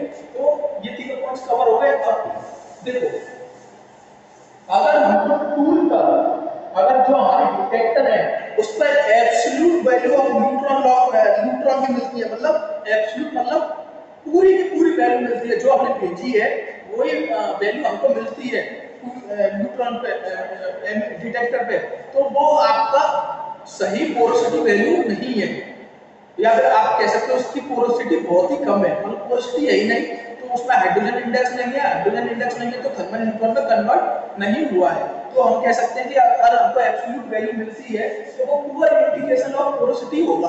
साथ के साथ ये तो होगी पोरोसिटी की बात, लेकिन अगर पोरोसिटी 0 है फिर भी हमको एब्सोल्यूट वैल्यू नहीं मिल सकती। एब्सोल्यूट वैल्यू क्यों नहीं मिल सकती, क्योंकि जो आपकी न्यूट्रॉन लॉ की रीडिंग है वो और भी कई फैक्टर्स हैं, एनवायरमेंटल फैक्टर्स, जिनसे अफेक्ट होती है वैल्यू। तो वो कौन कौन से एनवायरमेंटल इफेक्ट होते हैं, जैसे कि आपकी केसिंग हो गई, केसिंग का मड रेट हो गया, केसिंग का वेट हो गया, साइज हो गई, आपकी स्केल का इफेक्ट हो गया, आपकी गैस का इफेक्ट हो गया, आपके सैलिनिटी का इफेक्ट हो गया, आपके मड वेट का इफेक्ट हो, ड्रिलिंग मड का इफेक्ट हो गया, आपके होल साइज का इफेक्ट हो गया। ये सारे एनवायरमेंटल फैक्टर्स की वजह से भी आपकी जो न्यूट्रॉन की वैल्यू है वो आपको पूरी की पूरी नहीं मिल सकती, कुछ कम करके ही मिलेगी। तो न्यूट्रॉन की जो वैल्यू मिलती है हमको डिटेक्टर पे वो दो तरीके से कम होती है, एक तो आपकी पोरोसिटी ज्यादा हो उससे और एक आपके एनवायरमेंटल फैक्टर से, ठीक है। अब पोरोसिटी की वजह से तो होगी। अब एनवायरमेंटल फैक्टर को कैसे रिड्यूस करें, तो हम क्या करते हैं दो डिटेक्टर ले लेते हैं और इनकी रीडिंग को करते हैं नॉर्मलाइज, तो जिससे देंगे एनवायरमेंट फैक्टर्स की जो इफेक्ट है वो कम हो जाता है। फिर भी सीआरपी टूल में जो नॉर्मलाइज करते हैं हम और एनवायरमेंट फैक्टर को हटाने के लिए वो बहुत कम होता है, ठीक है। तो ये बात समझ आ गई कि दो तरीके से होता है आपकी लेंगे न्यूट्रॉन की रीडिंग कम, ठीक है। अगर हमको एग्जैक्ट रीडिंग मिल जाए तो पोरोसिटी कम है, और एग्जैक्ट रीडिंग हमको नहीं मिलती है भले ही पोरोसिटी कम है, क्योंकि एनवायरमेंट फैक्टर अफेक्ट करेंगे ही करेंगे, ठीक है। तो ये इसमें याद रख लिखा है। थर्ड है कि जो हमको जो वैल्यू मिलती है वो न्यूट्रॉन वो थर्मल न्यूट्रॉन मिलते हैं। जो आपके कंपनसेटिंग न्यूट्रॉन पोरोसिटी टूल है उसका हमको थर्मल न्यूट्रॉन मिलेंगे। ठीक है, तो जो हमको एक्चुअल में मिलेगा ना वो हमको मिलेगा रेशियो किसका, तो आर डिटेक्टर है उसका न्यूट्रॉन कितनी है और जो नियर डिटेक्टर है उसका न्यूट्रॉन कितनी है। टूल है इसमें नहीं एक एमिटर होगा, दो डिटेक्टर होंगे, तो ये फार डिटेक्टर हो गया और ये नियर डिटेक्टर हो गया। तो इस पर कितना काम मिल रहा है हमको न्यूट्रॉन का और इस पर कितना काम मिल रहा है, तो न्यूट्रॉन नियर काउंट और फार काउंट ये हमको रेशियो मिलेगा। ठीक है, जितना ज्यादा रेशियो बढ़ता जाएगा उतनी ज्यादा आपकी पोरोसिटी बढ़ती जाएगी। ठीक है, तो सीधे साधे बात मैं करूं, कंपनसेटिंग न्यूट्रॉन टूल क्या देता है आपको, थर्मल न्यूट्रॉन की रीडिंग देता है। ठीक है, और दो रीडिंग देता है न्यूक्लियर और फायर, इसका रेशियो हमको मिलता है, ज्यादा मिलेगा तो नहीं है, ज्यादा पोरोसिटी है कम मिलेगा तो कम पोरोसिटी है। कैसे होगा वो मैं आपको बताऊंगा। ये आपके लिए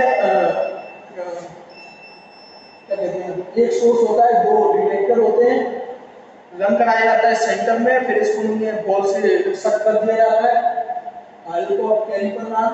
ये आपके लिए ओपन होल और केस होल दोनों में यूज होता है, लिक्विड फिल होल में यूज होता है। और ये आपकी पोरोसिटी, क्वालिटेटिव पोरोसिटी, लिथोलॉजी और फॉर्मेशन निकाल के देता है। कैसे निकाल के देता है ये मैं आपको बताऊंगा, क्रॉस सेक्शन में बता ही दिया। एब्सोल्यूट पोरोसिटी, एब्सोल्यूट न्यूट्रॉन की वैल्यू नहीं मिल सकती क्योंकि पोरोसिटी पे ही डिपेंड होता है, एनवायरमेंटल फैक्टर पर डिपेंड होता है। अगर मैं एनवायरमेंटल फैक्टर को रिड्यूस करता हूँ तो अगर एब्सोल्यूट वैल्यू मिल रही तो मतलब पोरोसिटी बहुत ही कम है। ठीक है, पूरा इंडिकेशन ऑफ पोरोसिटी। ठीक है, और एनवायरमेंटल फैक्टर को डिस्क्रिप्ट करता है, नॉर्मलाइज करते हैं, और जो हमको प्राइमरी मेजरमेंट मिलता है स्केल से वो होता है two ratio of two component, high ratio represent करता है हाई पोरोसिटी को। ठीक है, तो पोरोसिटी जो हमने डिटरमाइन कर ली किससे, न्यूट्रॉन कंपनसेटिंग सीएनपी टूल से। ठीक है, लिथोलॉजी और फॉर्मेशन टूल टाइप कैसे करेंगे ये देखिए। ठीक है, मड़के हमने निकाल दिया, होल साइड हमने निकाल दिया, सेलिनिटी का इफेक्ट बचा है। मड़के कैसे निकाला, दो मीटर लेते हैं, और होल साइड कैसे लेते हैं, स्टैटिक करते हैं। ठीक है, तो सेलिनिटी का इफेक्ट बचा है, और हम कैसे फॉर्मेशन टूल निकालेंगे, लिथोलॉजी निकालेंगे। ठीक है, फोर्थ पॉइंट है इसमें एबनॉर्मलिटी। ये एबनॉर्मलिटी चारों में बताऊंगा आपको पीछे। ठीक है, इसमें कुछ दिक्कत आ रही है, एक डाउट क्लियर नहीं हो पा रहा है, तो इसमें पीछे बताऊंगा। बाकी सेलिनिटी का इफेक्ट में निकाले, सेलिनिटी का इफेक्ट आएगा, ये देख लो यहाँ पे सेलिनिटी का इफेक्ट नहीं मैं बताऊंगा क्योंकि नहीं है, मड केक और होल साइड का मैंने यूज कर दिया। सीमेंट और केसिंग का इफेक्ट आएगा जब हम यूज करेंगे तो वो बताऊंगा। और जैसे मैंने डेल्टी लॉक बताया था, सेल का नहीं है, under compacted effect, under estimation effect आता है, और गैस का ओवर एस्टिमेशन इफेक्ट आता है। तो सेल का इसमें कौन सा एस्टिमेशन इफेक्ट आएगा और गैस का इसमें कौन सा एस्टिमेशन इफेक्ट आएगा ये भी मैं आपको बताऊंगा एबनॉर्मलिटी। इसको तो लास्ट में देखेंगे, इंटरप्रिटेशन देखेंगे। मैंने बताया था ना लिथोलॉजी डिटरमाइन करता है, तो लिथोलॉजी कैसे डिटरमाइन करेगा ये देखिए।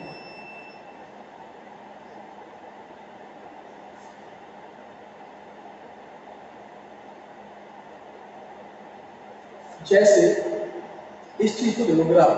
ठीक है, इसमें ऊपर वाले जो डेट टेस्ट की रीडिंग है,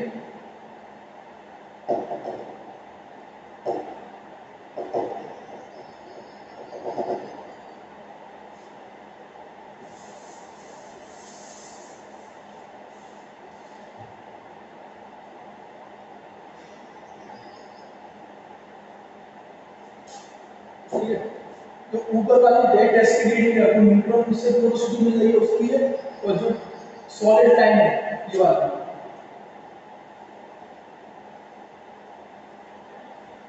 ये आपकी है बल्ब को डेंसिटी पोरोसिटी। तो डेंसिटी लॉग से हमको ये वाली रीडिंग मिल रही है, और मीटर लॉग से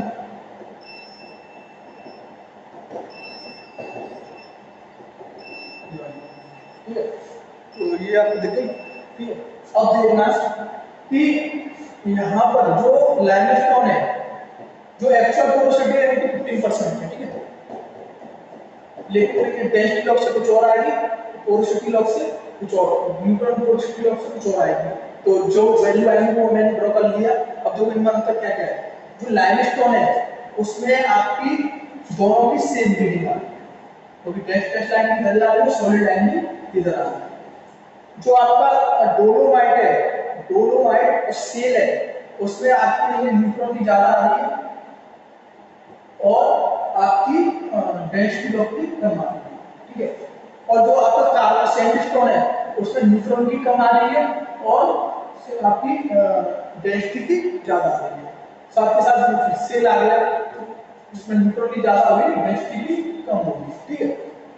अब आप देखना कि जो हम डिफरेंस निकालते हैं ना, जो निकालते हैं neutron minus density of the porosity difference, porosity due to neutron, porosity due to density, ठीक है। तो अगर इस बात की बात करें तो ये जीरो आ जाएगा लाइमस्टोन में। जब डिफरेंस दोनों का जीरो आए तो आपका है लाइमस्टोन। न्यूट्रॉन भी ज्यादा है तो ये आ रहा है करीब 2.4 और इसकी आ रही है करीब 2.6।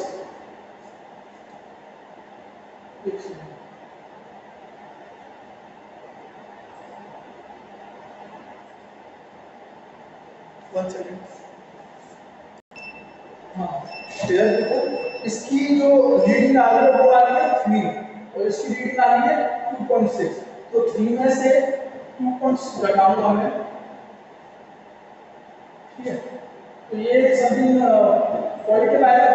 तो जब ये पॉजिटिव रीडिंग आ रही है तो वो क्या मिलेगा आपको, सेम मिल सकता है। कम पॉजिटिव रीडिंग आ रही है तो वो आपको डोलोमाइट मिल सकता है। ज्यादा पॉजिटिव रीडिंग आ रही है तो वो आपको सेल होगा, मतलब पॉजिटिव में आपको सेल और डोलोमाइट मिलेगा। और ज्यादा पॉजिटिव है तो वो आपको सेल देगा और कम पॉजिटिव है तो आपको डोलोमाइट देगा। अगर डिफरेंस नहीं है तो वो आपको लाइमस्टोन देगा। और नेगेटिव आ रही है वैल्यू, दैट इज न्यूट्रॉन की कम आ रही है और डेंसिटी की ज्यादा आ रही है। न्यूट्रॉन की कितनी आ रही है, यहाँ से 1.2 आ रही है और यहाँ से कितनी आ रही है 24। तो 2.4 माइनस 12, तो ये समथिंग आ जाएगी -3.12। तो नेगेटिव वैल्यू आ गई है, उसको बोलेंगे सैंडस्टोन। तो हमें सिर्फ ये क्या करना है, न्यूट्रॉन पोरोसिटी टूल से आपकी लिए लिथोलॉजी को डिटरमाइन करने के लिए कि जो आपको डेंसिटी लॉग से नहीं है, जो पोरोसिटी की रीडिंग मिली है उसको ड्रॉ कर लेंगे और न्यूट्रॉन पोरोसिटी मिली है उसको ड्रॉ कर लेंगे और दोनों में डिफरेंस दे देंगे। अगर जीरो आ रहा है तो लाइमस्टोन है, अगर पॉजिटिव आ रहा है तो सेल और डोलोमाइट है, ज्यादा पॉजिटिव आ रहा है तो सेल है, पॉजिटिव आ रहा है तो डोलोमाइट है, और नेगेटिव आ रहा है तो उसको क्या बोलेंगे, सैंडस्टोन, ठीक है। तो इससे आप लिथोलॉजी पता कर सकते हो, ठीक है। और जो नेगेटिव वैल्यू आती है न्यूट्रॉन, हाँ ये बात याद रखना, पोरोसिटी डिफरेंस में न्यूट्रॉन को आगे लेना और डेंसिटी को पीछे ही लेना। तो ये तो यहाँ पर भी लिखा है लाइमस्टोन के लिए कि नो सेपरेशन तो लाइमस्टोन, नेगेटिव सेपरेशन तो सैंडस्टोन, और डोलोमाइट के लिए पॉजिटिव सेपरेशन और स्लाइटली लार्जर सेपरेशन होगा आपके लिए सेल के लिए, ठीक है, ठीक है। ये आपके इसमें आ गया, ठीक है। तो आपने कैसे लिथोलॉजी डिटरमाइन करोगे वो देख लिया आपने। साथ के साथ आपको एक और चीज है कि अगर आपका, ठीक है, ये आपने ये लिथोलॉजी डिटर्मिनेशन हो गया। सेकंड आपका जो आएगा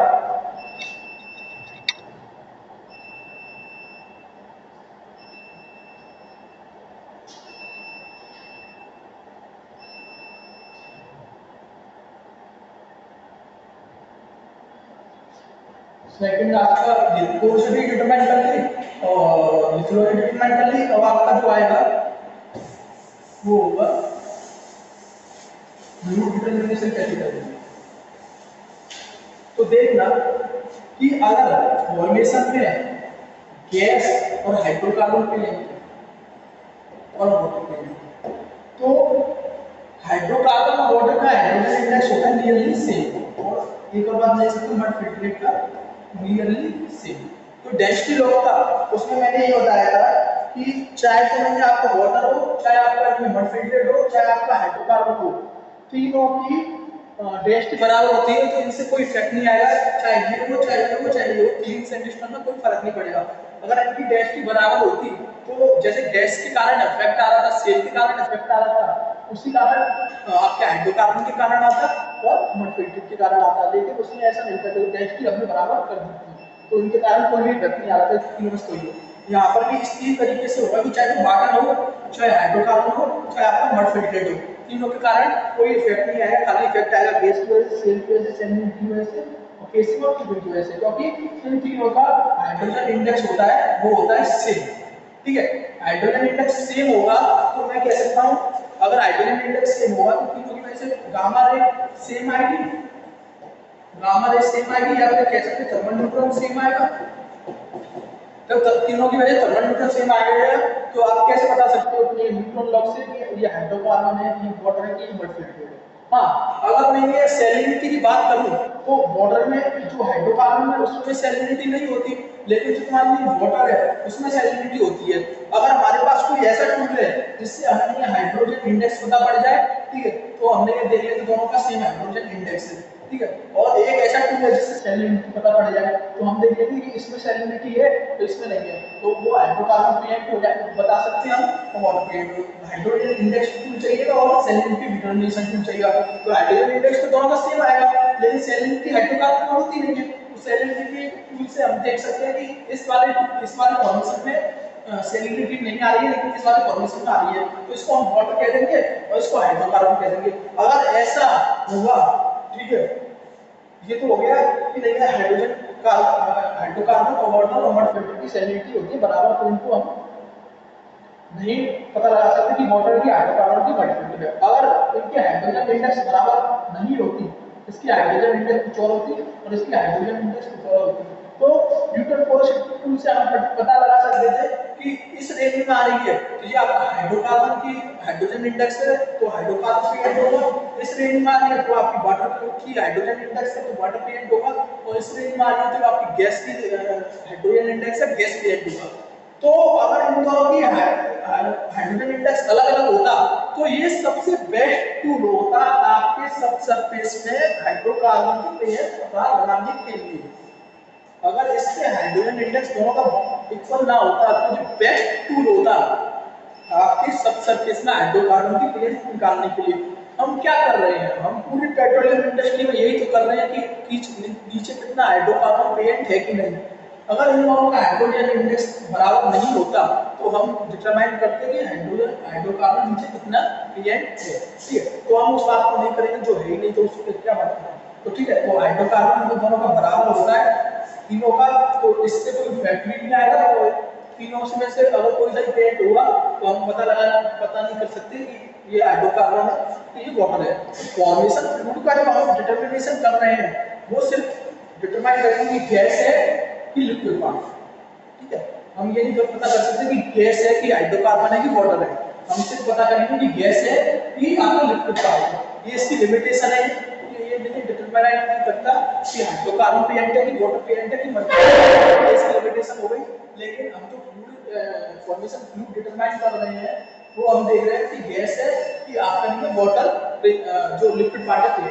अब देखो हाइड्रोकार्बन इसमें भी प्रेजेंट होता है, ठीक है, और हाइड्रोकार्बन इसमें भी प्रेजेंट होता है, तो हाइड्रोजन इसमें भी प्रेजेंट है और हाइड्रोजन इसमें भी प्रेजेंट होता है H+ और OH- में, और इसमें ज्यादा प्रेजेंट होता है हाइड्रोकार्बन CH4 C2H6, तो इसमें तो ज्यादा हाइड्रोजन प्रेजेंट है, तो हाइड्रोजन इंडेक्स इसका ज्यादा होना चाहिए। तो इसके कंपैरिजन वाटर के कंपैरिजन में हाइड्रोजन इंडेक्स हाइड्रोकार्बन का ज्यादा होना चाहिए। नो डाउट कि हाइड्रोजन आपके इसमें ज्यादा है, हाइड्रोजन इसमें कम है, कंपैरिजन इसमें ज्यादा है, लेकिन फिर भी मैं कहूंगा हाइड्रोजन इंडेक्स इसका ज्यादा है, हाइड्रोजन इंडेक्स इसका कम है। देखो मैं जो न्यूटन पोरोसिटी टूल से जो फॉर्मेशन फ्लूइड का डिटरमाइनेशन कर रहा हूं वो क्या कर रहा हूं कि देखिए आपका नहीं गैस है कि लिक्विड है। अगर इसकी हाइड्रोजन इंडेक्स डिफरेंट होती तो मैं ये भी पता करता कि गैस है कि हाइड्रोकार्बन है कि वाटर है कि मल्टीप्लिकेट है। ठीक है, तो क्योंकि सेम है तो इनका बात मैं करूंगा। तो अब देखना वाटर में हाइड्रोजन ज्यादा कम होगा और हाइड्रोकार्बन में ज्यादा होगा हाइड्रोजन, तो हाइड्रोजन ज्यादा है तो हाइड्रोजन इंडेक्स इसका ज्यादा होना चाहिए तो इसका कम होना चाहिए। लेकिन मैं कह रहा हूं कि हाइड्रोजन इंडेक्स इसका ज्यादा है वाटर का और गैस का कम। क्यों कम है अब ये देखो, मैंने हाइड्रोजन इंडेक्स की डेफिनेशन क्या बताई थी कि वॉल्यूम वो क्वांटिटी ऑफ हाइड्रोजन पेयर्ड इन पर यूनिट वॉल्यूम ऑफ फ्लूइड। ठीक है, तो मैं देखूंगा जैसे ये वाटर है आपका और ये आपका गैस है, तो जो वाटर होगा उसके पास हाइड्रोजन प्रेजेंट होंगे। ये मान लो वन पर वन यूनिट वॉल्यूम है, यूनिट वन यूनिट वॉल्यूम, इसमें हाइड्रोजन के जो पार्टिकल्स है वो पास प्लेस होंगे, तो नंबर ऑफ हाइड्रोजन पार्टिकल पर यूनिट वॉल्यूम बढ़ जाएंगे, तो दैट इज हाइड्रो इंडेक्स बढ़ जाएगा। लेकिन जो लाइट फ्लूइड है, गैसियस फ्लूइड है, तो इसमें पार्टिकल दूर दूर बढ़ेंगे, तो इसमें जो हाइड्रोजन इंडेक्स के पार्टिकल्स होंगे वो इसके कंपेरिजन में कम होंगे, तो मैं कह दूंगा हाइड्रोजन इंडेक्स इसका कम है। नो डाउट बाहर बहुत ज्यादा होंगे, टोटल का मैं मान के चलूंगा ना, टोटल मान लो 100 डीवीएल इसका है और 100 डीवीएल इसका है, तो मान लो 100 डीवीएल में से यूनिट वॉल्यूम इसका है, तो ठीक है 100 डीवीएल में टोटल में इसमें तो कम होंगे हाइड्रोजन और इसमें 100 डीवीएल में ज्यादा होंगे, तो हाइड्रोजन इंडेक्स बढ़ जाएगा। लेकिन हाइड्रोजन इंडेक्स की मैं डेफिनेशन देखूं तो हाइड्रोजन इंडेक्स होता है यूनिट वॉल्यूम के लिए, कितना अमाउंट आपका हाइड्रोजन प्रेजेंट है, तो लिक्विड पार्ट में यूनिट वॉल्यूम के लिए हाइड्रोजन ज्यादा प्रेजेंट होगा और गैसियस पार्ट में हाइड्रोजन का अमाउंट और यूनिट वॉल्यूम कम होगा, क्योंकि लाइट में पार्टिकल दूर दूर जाएंगे, जब पार्टिकल दूर दूर जा रहे हैं तो उसमें कम ले जाएंगे यूनिट वॉल्यूम में, तो इसका हाइड्रोजन इंडेक्स ज्यादा कम हो जाएगा कंपेरिजन टू वाटर या फिर हाइड्रोकार्बन या फिर मॉडिफाइड फ्लूइड। तो तीन चीज आपने देखी कि देखो हाइड्रोकार्बन में हाइड्रोजन भले ही ज्यादा प्रेजेंट है वाटर के कंपेरिजन में, लेकिन हाइड्रोजन इंडेक्स इसका कम है। हाइड्रोजन इंडेक्स इसका कम है, तो हम जब हम हाइड्रोजन इंडेक्स कम है तो पोरोसिटी इसलिए कम आएगी, हाइड्रोकार्बन से वाटर से ज्यादा आएगी। तो जब हमको नहीं है एक ही फॉर्मेशन में पोरोसिटी ऊपर की साइड कम मिल रही है और नीचे की साइड ज्यादा मिल रही है, तो हम कह सकते हैं वहां पे गैसियस फ्लूइड प्रेजेंट है और आपका नहीं है लिक्विड पार्ट प्रेजेंट है। अगर through out the formation porosity same है तो आप कह सकते हो कि अगर पोरोसिटी सेम है और ज्यादा है तो आप कह सकते हो उधर गैसियस पार्ट प्रेजेंट नहीं है। अगर porosity through out the same है और कम है तो आप कह सकते हो उधर गैसियस पार्ट प्रेजेंट है, लिक्विड पार्ट प्रेजेंट नहीं है। तो आपने नहीं है न्यूटन लॉ से फॉर्मेशन पोरोसिटी का डिटरमिनेशन कर लिया, कैसे करते हैं वो मैंने बता दिया। गामा रे जितना ज्यादा आएगी इसमें जीएनटी में तो आपकी पोरोसिटी ज्यादा है, या फिर थर्मल न्यूट्रॉन ज्यादा है तो आपकी जीएनटी ज्यादा है, और थर्मल न्यूट्रॉन ज्यादा है तो आपकी पोरोसिटी ज्यादा है, ठीक है। और पोरोसिटी डिटरमिनेशन कर लिया, फिर ये सीएनपी टूल से आपने ये डिटरमाइन कर लिया कि आपने ये मेथोडोलॉजी कैसे निकाली, को ग्राफ पे दोनों की रीडिंग को ड्रॉ करके, और थोड़ा आपने ये फिर इसका डिटरमिनेशन कर लिया। बस इसमें एक लिमिटेशन ये हो गई कि आप हाइड्रोकार्बन वाटर और मड फिल्टर में अंतर नहीं बता सकते, बाकी आप गैसियस पार्ट में और लिक्विड पार्ट में अंतर बता सकते हो। तो गैसियस पार्ट में हाइड्रोकार्बन कैसे ज्यादा है ये आपने देख लिया, हाइड्रोजन इंडेक्स कैसे कम है ये आपने देख लिया, भले ही आपका हाइड्रोजन ज्यादा है तब भी। तो ये आपके लिए एक्सीलेशन इफेक्ट में मैं बताऊंगा, सेम कांसेप्ट आपका एक्सीलेशन इफेक्ट में आएगा, दैट इज गैस के इफेक्ट के कारण होता है। सेल में मैं बताऊंगा सैलिनिटी का जो हमने मड़ के देख लिया था, और आपका बोथ साइड में जो सैलिनिटी है कैसे हमने इंट्रोड्यूस कर दी थी, तो उसकी वजह से इफेक्ट क्या है ये बताऊंगा। इंटरप्रिटेशन में बता दिया, तब से आप क्या निकालोगे वो बता दिया। एक और बात जो लास्ट टर्म बचती है इसमें, लास्ट टर्म तो एब्नॉर्मलिटी नहीं जाएगा आपका, ठीक है, मैं आपको एक लेक्चर और ले लूंगा एब्नॉर्मलिटी की, तो लास्ट बात जो बचती है वो देखो। इसमें एक गेट पे न्यूमेरिकल आते हैं कि देखो क्रॉसओवर जोन मैंने आपको बता दिया कौन सा होता है, जो नेगेटिव पार्ट आ जाए porosity due to neutron log minus porosity due to density log में जो नेगेटिव पार्ट आएगा वो आपका क्रॉसओवर जोन होगा। तो यहाँ पे क्या है आपका सैंडस्टोन में नेगेटिव आ रहा है तो सैंडस्टोन आपका हो गया क्रॉसओवर जोन, सिंपली उससे कुछ ज्यादा मतलब नहीं। देखो दो फॉर्मूले आते हैं इसमें, उनका डेरिवेशन तो नहीं, तो मैं एक चीज बताऊंगा कि दो तरीके के जोन होते हैं, एक लिक्विड बियरिंग जोन और एक गैस बियरिंग जोन। इसमें लिक्विड प्रेजेंट होता है और एक में गैस प्रेजेंट होता है।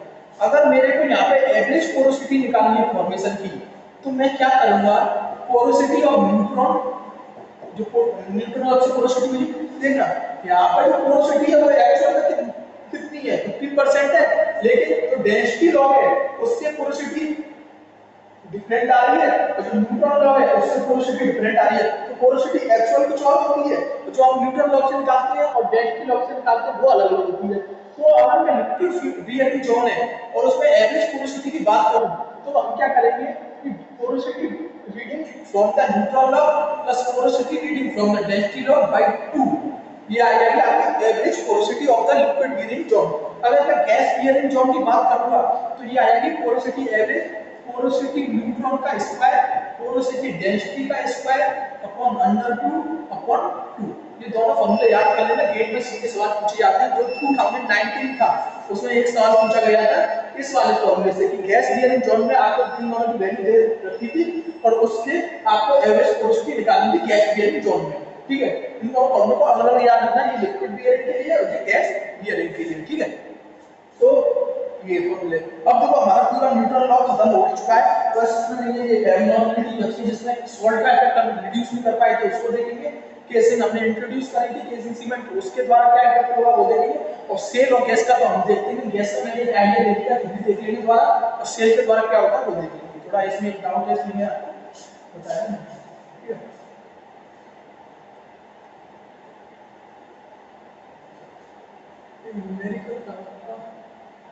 न्यूमेरिकल करा देता हूँ इसमें। हाँ, ये न्यूमेरिकल थे जो गेट के न्यूमेरिकल्स हैं। गेट 2016 में आया था आपके कि which of the following is preferred for fast neutron source। मैंने कहा था फास्ट न्यूट्रॉन किससे मिलता है आपका, केमिकल सोर्स से। केमिकल सोर्स क्या क्या होते हैं, बेरिलियम और आपका अल्फा पार्टिकल। अल्फा पार्टिकल में क्या क्या होता है, रेडियम और आपका अमरीशियम और आपका प्लूटोनियम। तो बेस्ट कॉम्बिनेशन मैंने कौन सा बताया था, अमरीशियम और बेरिलियम का। तो पहले सवाल था अमरीशियम बेरिलियम, इसका आंसर ये था। ठीक है, रेडियम और बेरिलियम होता है लेकिन रेडियम बेरिलियम इतना इफेक्टिव नहीं होता। ड्यूटेरियम तो होता ही नहीं है, तो ये तो वैसे निकल गया। थोरियम भी नहीं होता, ये तो नॉर्मल नहीं है, अल्फा रेडियो एक्टिव पार्टिकल्स हैं। ये दोनों तो सबसे पहले निकलेंगे। डाउट किसमें था, इसमें और इसमें। तो मैंने पहले बता दिया था कि अमरीशियम और बेरिलियम में सबसे ज्यादा इफेक्टिव होता है, तो आंसर हो गया ए। सेकंड का आया था गेट 2019 में, ये मैंने भी दिया था पर मेरा गलत हो गया था क्योंकि मेरे को पता नहीं था। ठीक है, कि एक था न्यूट्रॉन लॉ पोरोसिटी से हमको पोरोसिटी मिली है 0.09 और डेंसिटी लॉ पोरोसिटी से पोरोसिटी मिली है 0.24। अब देखो इनका डिफरेंस निकालेंगे, डेंसिटी की पोरोसिटी डिफरेंस तो हम कैसे निकालते हैं, porosity neutron minus porosity density. Porosity density मिली है 0.24, पोरोसिटी न्यूट्रॉन में 0.09। तो ये नेगेटिव वैल्यू आएगी, नेगेटिव वैल्यू आ रही है मतलब क्रॉसओवर ले लिया, क्रॉसओवर रीजन है तो वो इसके मतलब देख रखा है इन द क्रॉसओवर रीजन। तो क्रॉसओवर रीजन उसने नहीं लिखा तब भी हम जानते हैं कि क्रॉसओवर रीजन है, लेकिन इस पे इसमें एवरेज पोरोसिटी पे कोई इफेक्ट नहीं पड़ेगा। नेक्स्ट सवाल क्या दिया हमने कि देन द एवरेज पोरोसिटी निकालिए आप of the gas bearing region. Gas bearing region मैंने दो फॉर्मूले बताए थे, एक तो गैस बियरिंग रीजन का और एक आपको लिक्विड बियरिंग रीजन का। गैस बियरिंग रीजन का फॉर्मूला क्या था,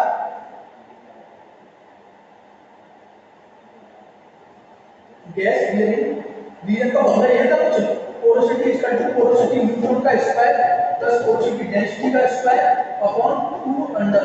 तो आपको न्यूट्रॉन की दे रखी है 0.09, डेंसिटी भी दे रखी है 0.24, इससे आपका सीधा सीधा आंसर आ जाएगा। ठीक है, पोरोसिटी की कोई यूनिट होती नहीं।